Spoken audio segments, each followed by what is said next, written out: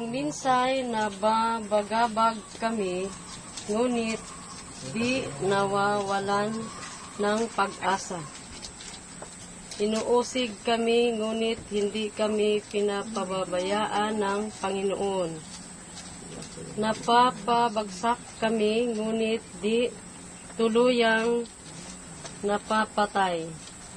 Lagi naming taglay sa aming katawan ang kamatayan ni Jesus, upang sa pamamagitan ng aming katawan ay mahayag ang kanyang buhay.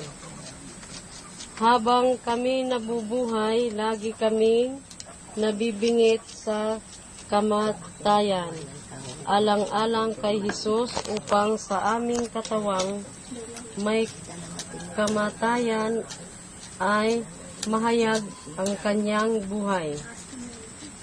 At habang kami dahan-dahang namamatay, kayo naman ang kakaroon ng buhay.